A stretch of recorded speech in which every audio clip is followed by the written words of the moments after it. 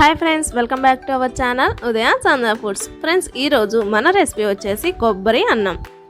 తెలుసు కదా, ఫెస్టివల్స్ అప్పుడు తక్కువ టైంలో చాలా టేస్టీగా నైవేద్యాలు ఎలా ప్రిపేర్ చేసుకోవాలో చేయించబోతున్నాను.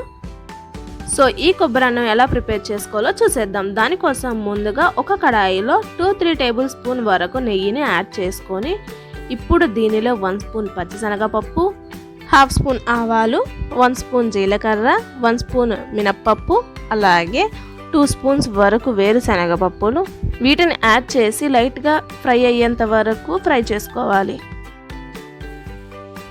ఈ పోపు సగం వరకు ఫ్రై అయిన తర్వాత ఈ విధంగా మధ్యకి కట్ చేసి పెట్టుకున్న 3-4 పచ్చిమిర్చి, అలాగే 2-3 ఎండుమిరపకాయలను కూడా యాడ్ చేసి ఇవి కూడా కలిసి ఫ్రై అయ్యేంత వరకు ఫ్రై చేసుకున్న తర్వాత ఇప్పుడు ముందుగా మనం తురుము పెట్టుకున్న పచ్చి కొబ్బరి తురుముని యాడ్ చేసుకొని జస్ట్ 1 or 2 minutes ఫ్రై చేసుకుంటే సరిపోతుంది.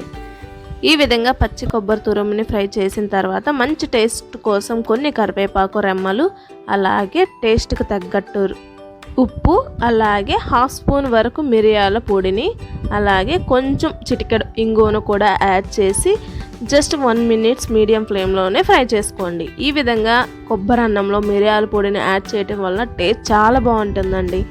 సో ఇవన్నీ జస్ట్ 1 or 2 minutes ఫ్రై చేసిన తర్వాత మనం ముందుగా ప్రిపేర్ చేసి పెట్టుకున్న ఈ విధంగా పొడి పొడిగా ఉన్న రైస్ని తీసుకొని మొత్తం కలిసేలా బాగా కలుపుకోవాలి. చూడండి, ఇప్పుడు చివరిగా కొత్తిమీరని యాడ్ చేసుకొని మరోసారి మొత్తం కలిసేలా కలుపుకోండి. చూసారు కదా ఫ్రెండ్స్, కొబ్బరి అన్నం ప్రిపేర్ చేసుకోవటం చాలా సింపుల్. ఈ విధంగా ప్రిపేర్ చేయండి. పండగలప్పుడు తక్కువ టైంలో నైవేద్యాలు హ్యాపీగా పెట్టుకోవచ్చు. సో ఈ వీడియో నచ్చిందా? అయితే వెంటనే లైక్ చేసి మీ ఫ్రెండ్స్ అండ్ ఫ్యామిలీ మెంబర్స్కి షేర్ చేయండి. లైక్ చేయడం మాత్రం మర్చిపోవద్దు. అలాగే మీకు ఏమనిపించిందో నా కామెంట్ సెక్షన్లో కామెంట్ చేయండి. ఇలాంటి మరెన్నో టేస్టీ రెసిపీస్ కోసం మన ఛానల్ని సబ్స్క్రైబ్ చేసుకోండి. Thanks for watching this video.